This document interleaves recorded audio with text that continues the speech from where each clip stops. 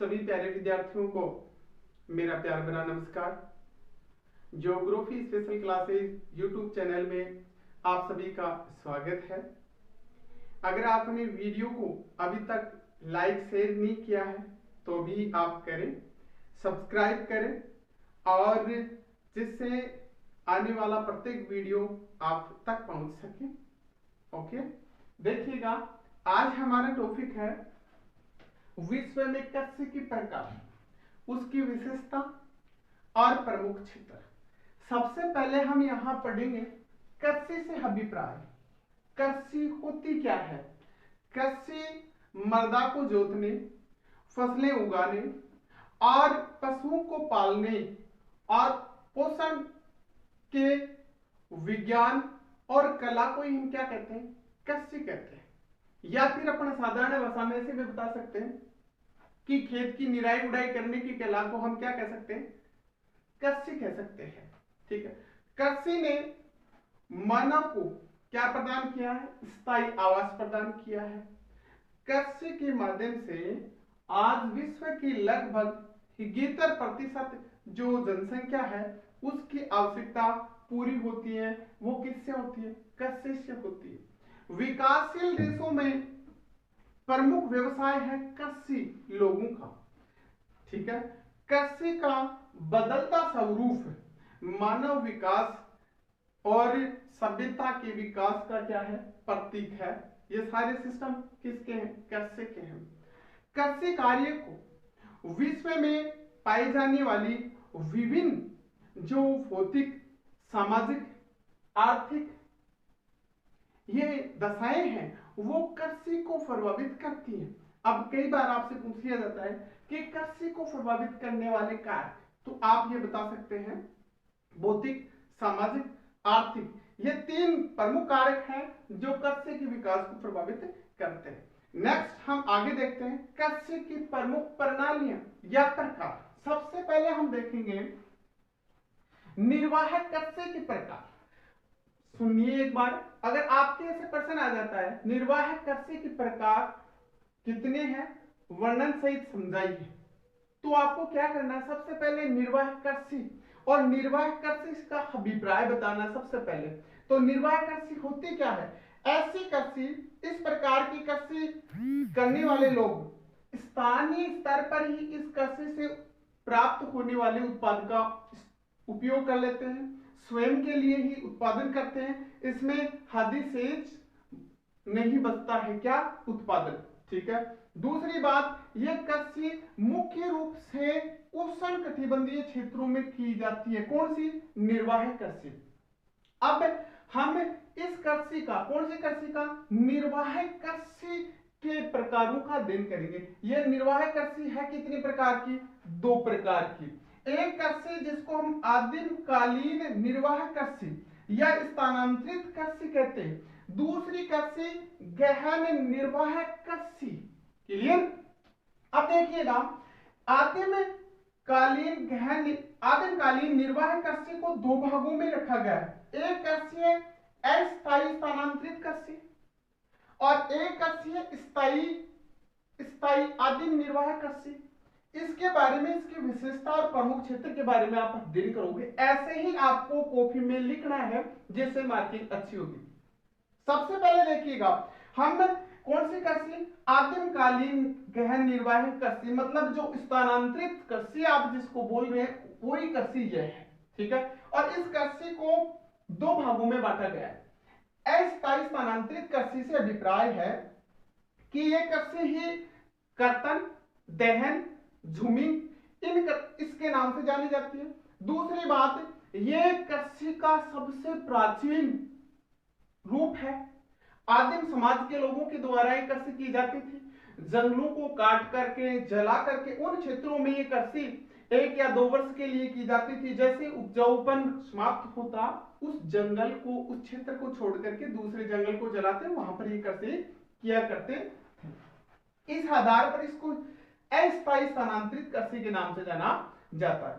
अब देखिएगा इस कृषि की विशेषता हो गई है। तो अब इसके साथ में अगर अपन देखें तो इस कृषि को विश्व के विभिन्न क्षेत्रों में विभिन्न नामों से जाना जाता है। जैसे स्थानांतरित या आदिमकालीन जो अस्थायी कृषि है, इसको वियतनाम में रे के नाम से जाना जाता है। किसके नाम से? रे। मेडागास्कर में इसको टावी नाम से जाना जाता है और कांगो में इस कृषि को मसूली कृषि के नाम से जाना जाता है। भूमध्य सागरीय क्षेत्रों में इसको फेग कृषि के नाम से जाना जाता है। मेक्सिको और यूएसए में इस कृषि को मिल्पा के नाम से जाना जाता है। वेनेजुएला में इस कृषि को कोनुका कृषि के नाम से जाना जाता है और ब्राजील में इस कृषि को रोको कहते हैं। श्रीलंका में इस कृषि को चेना कहते हैं। इंडोनेशिया में इस कृषि को लादान कहते हैं। पूर्वी भारत में इस कृषि को झुमिंग कृषि कहते हैं और मध्य प्रदेश में भी बुंदेलखंड में इस कृषि को वेबर कृषि या दहिया कृषि के नाम से जानते हैं। बस्तर छत्तीसगढ़ में इस कृषि को दीपक कृषि के नाम से जानते हैं। दक्षिणी भारत में इस कृषि को जारा या एरका कृषि के नाम से जानते हैं। ओडिशा में इस कृषि को पोंडू कृषि के नाम से जानते हैं, जबकि केरल में इस कृषि को कुमारी के नाम से जानते हैं। ठीक है, ये तो हो गए क्या इस कृषि के प्रमुख उपनाम और इसकी विशेषताएं। मुख्य रूप से ये कृषि जिन क्षेत्रों में होती है उन्हीं क्षेत्रों में इनको अलग अलग नामों से जाना जाता है। नाम और क्षेत्र और इसकी विशेषता क्लियर। अब हम बात करेंगे स्थायी कृषि की। स्थायी आदिम निर्वाह कृषि, यह कृषि जो है मुख्य रूप से इस कृषि का ही एक विकसित ढंग है। इस कृषि में क्या है कि मानव धीरे धीरे जो है खेत को जो है अपना स्थायी बना करके रहने लग जाता है। इस कृषि में किसान और खेत दोनों क्या होते हैं? स्थायी होते हैं। दूसरी बात, कृषि करने के लिए उपलब्ध जो जल संसाधन है उसका सिंचाई के लिए प्रयोग करता है। तीसरी बात, कृषि करने के साथ साथ में किसान पशुओं को पालने लग जाता है। चौथी बात, इसी में पशुओं का उपयोग व्यापारिक स्तर पर न करके कृषि कार्यों में ही पशुओं का उपयोग करता है। नेक्स्ट बात अगर अपन देखें तो इस कृषि के क्षेत्र अगर अपन देखें तो उत्तरी पूर्वी भारत और मलेशिया और साथ में इंडोनेशिया मध्य इंडीज जो देश हैं उन देशों में स्थायी आदिम निर्वहन कृषि होती है। क्लियर? इसकी विशेषता, इसके प्रमुख क्षेत्र आ गए। अब अगर अपन नेक्स्ट में देखें गहन निर्वाह कृषि। ठीक है, गहन निर्वाह कृषि जैसा कि नाम से शब्द से ही आप स्पष्ट हो रहा है, गहन का मतलब भूमि का अत्यधिक क्या करना? उपयोग करना। और गहन निर्वहन कृषि को हम कितने भागों में विभाजित करते हैं? एक तो है चावल प्रधान कृषि, एक है चावल रहित कृषि। सबसे पहले हम यहाँ गहन निर्वहन का आशय क्या होता है? ऐसे कृषि जिसमें खूब ज्यादा श्रम किया जाता हो, पूंजी की इस कृषि में आवश्यकता कम होती है। इस कृषि में खेतों का आकार छोटा होता है, खेत बिखरे हुए होते हैं। इस कृषि में पशुओं की संख्या खूब ज्यादा होती है और पशुओं का व्यापारिक उपयोग नहीं किया जाता है, ओनली फॉर कृषि कार्यों में ही उपयोग किया जाता है। आगे अगर अपन देखें तो इस कृषि में उत्पादन को बढ़ाने के लिए खाद का प्रयोग, रासायनिक खाद और कीटनाशक खाद और गोबर खाद का प्रयोग किया जाता है। दूसरी बात, इसकी विशेषता अगर अपन देखें तो इस कृषि में प्रति एकड़ लागत की तुलना में अधिक उत्पादन होता है, जबकि प्रति एकड़ लागत की तुलना में अधिक उत्पादन होता है। इस बात को आप ध्यान रखिएगा। प्रति एकड़ उपज आधुनिक कृषि की तुलना में क्या होती है? कम होती है। प्रति एकड़ उपज आधुनिक कृषि की तुलना में कम, मतलब वर्तमान समय में जो कृषि की जा रही है जिसको हम पूर्ण रूप से वैज्ञानिक ढंग से करते हैं उसकी तुलना में कम होता है। ये कृषि मुख्य रूप से मानसूनी जो एशिया है उसमें ये कृषि की जाती है। अब हम इस कृषि के दो वर्ग हैं, एक वर्ग है चावल प्रधान, एक वर्ग है चावल रहित। सबसे पहले हम देखेंगे चावल प्रधान कृषि। चावल प्रधान कृषि उन क्षेत्रों में की जाती है जहां पर उच्च तापमान हो। तापमान कैसा हो? उच्च। वर्षा 200 सेंटीमीटर से क्या हो? अधिक। वर्षा 200 सेंटीमीटर से क्या हो? अधिक हो। और वर्ष में चावल की जो फसलें हैं वो कितनी बार? 3 बार यहां पर की जाती है। नेक्स्ट बात यह है कि इसमें भूमि का खूब ज्यादा उपयोग किया जाता है। क्यों किया जाता है? क्योंकि यहाँ पर जनसंख्या घनत्व अधिक होने के कारण से उसी भूमि को चक्रीय रूप में क्या करते हैं? हम काम में लेते हैं। जनसंख्या का अपन ये कह सकते हैं यहाँ पर ज्यादा दबाव है। नेक्स्ट अगर अपन देखें यहाँ तो इस कृषि में कृषक का पूरा का परिवार जो है कृषि कार्य से संलग्न रहता है।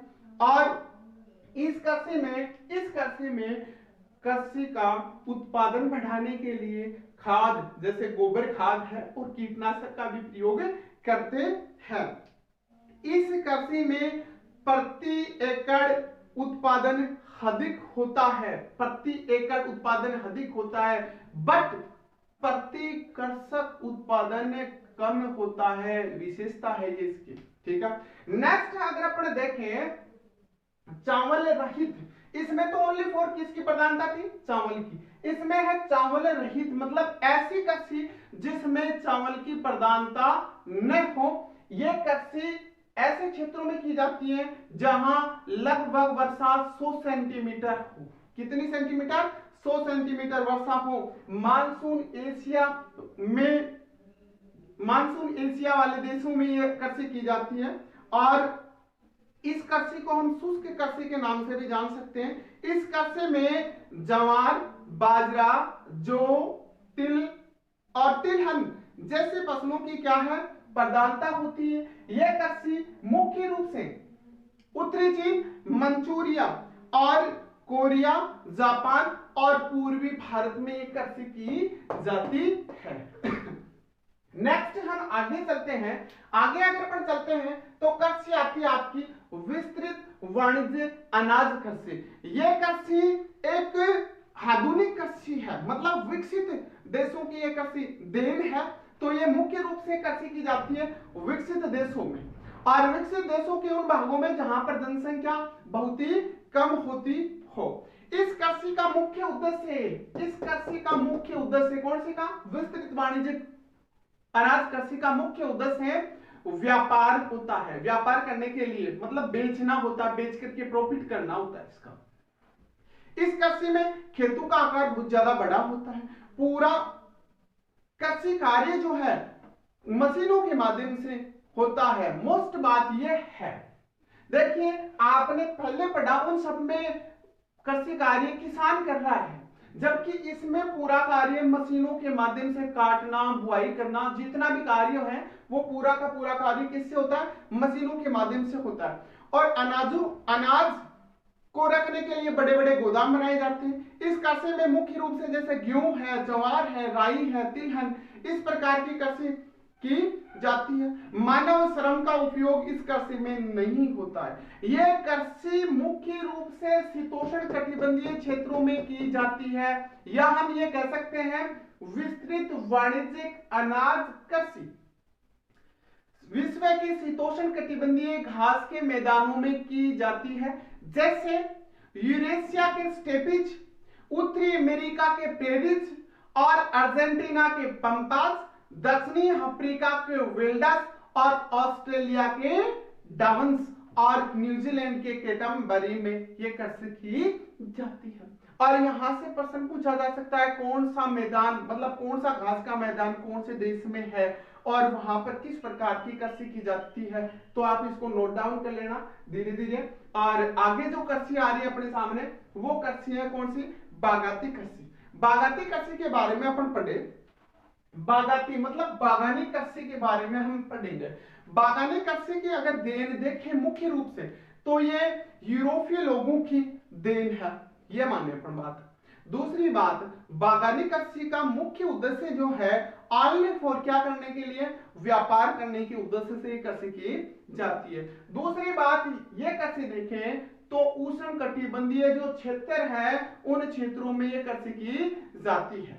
ठीक है, जिस प्रकार से ब्रिटेन वासियों ने भारत और श्रीलंका में चाय के बागान, मलेशिया में रबड़ के बागान, पश्चिमी द्वीप समूह में गन्ना और केले के बागान, फ्रांसीसियों ने पश्चिमी अफ्रीका में कॉफी और कोका के बागान लगाए। इसी प्रकार से आप ब्राजील में देखेंगे तो ब्राजील में यूरोपीय लोगों ने कौवा के बागान लगाए और उन बागों को वहां पर कौवा के बागानों को फेजेंटा कहते हैं। काफी बार प्रश्न आया हुआ है। नेक्स्ट बात करें तो अमेरिका वासियों ने फिलीपींस में गन्ने और किसके, नारियल के पेड़ लगाए। इस कृषि की विशेषता यह है, कौन सी कृषि की, बागानी कृषि या बागान कृषि की विशेषता यह है कि इस कृषि में अधिक पूंजी की आवश्यकता होती है। आम आदमी कृषि नहीं कर सकता, भाई मेरे जैसा आदमी ये कृषि नहीं कर सकता, इसमें खूब ज्यादा पैसा चाहिए। दूसरी बात, उच्च तकनीकी चाहिए, वैज्ञानिक विधियों का ज्ञान कृषक को होना चाहिए। नेक्स्ट बात यह है, बहुत सारे श्रमिकों की जरूरत होती है। एक बार आप पेड़ लगा रहे हो उसके बाद में कुछ समय के लिए आपको इंतजार करना पड़ेगा, 2-3 साल के बाद में इसमें उत्पादन चालू होता है। वर्ष में एक बार ही इस कृषि से हम उत्पादन प्राप्त कर सकते हैं। इस कृषि में यह कृषि जो है उद्योगों को कच्चा माल प्रदान करती है।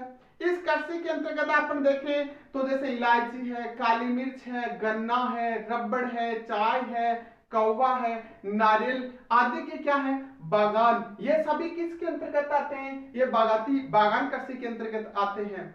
और इस कृषि के मुख्य क्षेत्र जैसे इंडोनेशिया, मलेशिया, दक्षिणी पूर्वी भारत, दक्षिणी चीन, म्यांमार, कंबोडिया और फिलीपींस और श्रीलंका आदि देशों में ये कृषि की जाती है। नेक्स्ट में आपको बताएंगे ट्रक कृषि और इसके बाद में दुग्ध डेयरी कृषि।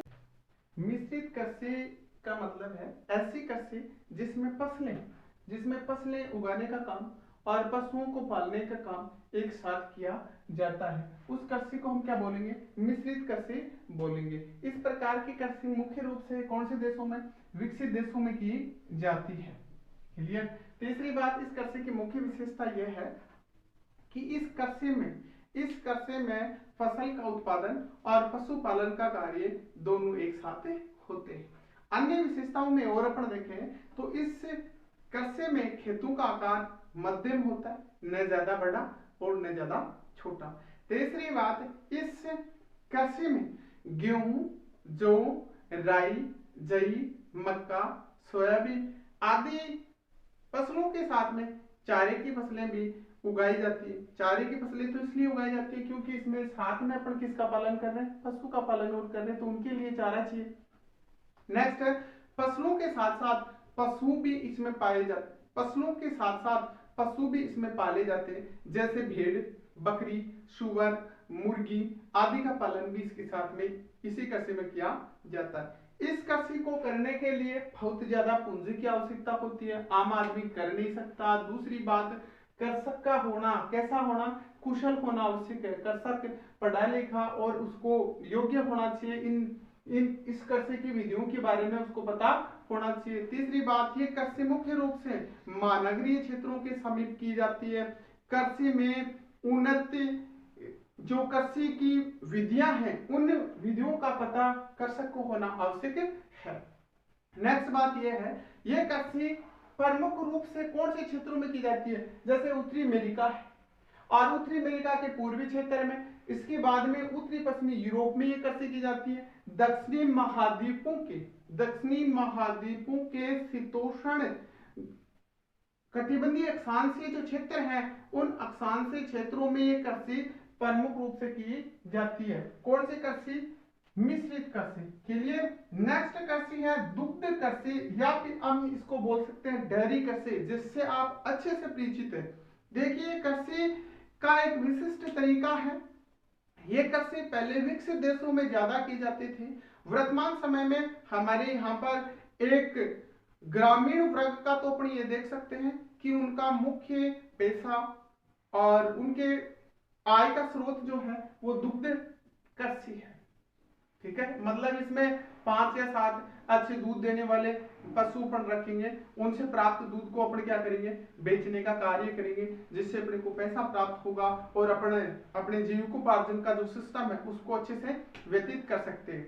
ये एक कृषि का विशिष्ट तरीका है। इसमें दूध देने वाले पशुओं को पाला जाता है और विशेष रूप से कृषक बड़े स्तर पर अगर अपनी ये कृषि करें तो कृषक का पढ़ा लिखा होना आवश्यक है। दूसरी बात, पशुओं में किन किन प्रकार की बीमारियां होती है, पशुओं में प्रजनन का समय, पशुओं की नस्ल सुधार का जो सिस्टम है, मतलब ये पूरी बातों का पता किसान को होना आवश्यक है। जो ये कार्य कर रहा है उसको होना आवश्यक है। तीसरी बात, इसमें कृषि, ये जो कृषि है वो पूरी की पूरी वैज्ञानिक ढंग से की जाती है। इस कृषि में एक ही नस्ल के पशुओं को एक बाड़े में रखा जाता है। जैसे गाय रहेंगी एक बाड़े में, तो उन सबका दूध जो है वो किसके माध्यम से, मशीन के माध्यम से निकालेंगे। उनको मतलब पूरा कार्य जो नहलाने का कार्य है, चारा डालने का कार्य है, वो पूरा का पूरा मशीनों के माध्यम से ही होगा।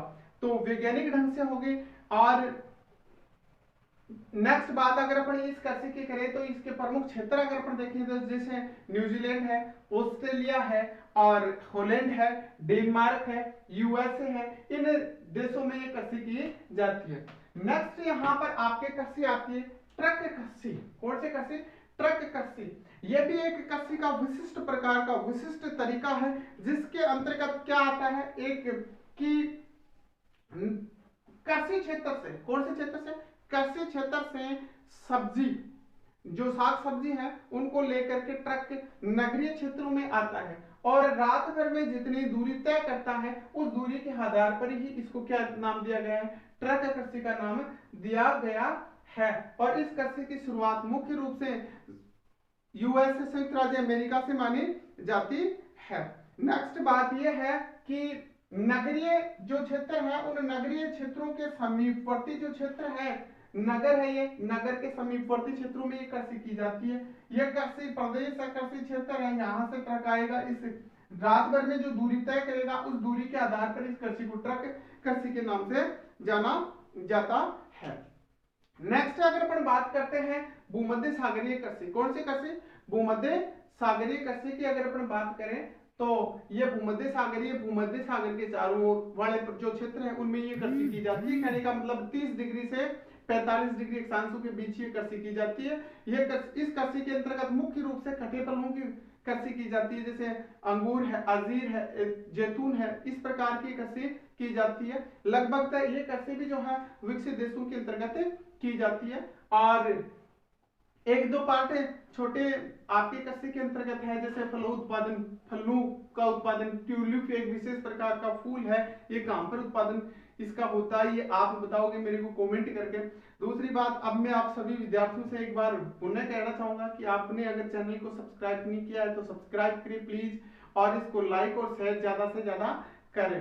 ओके, थैंक्स, धन्यवाद।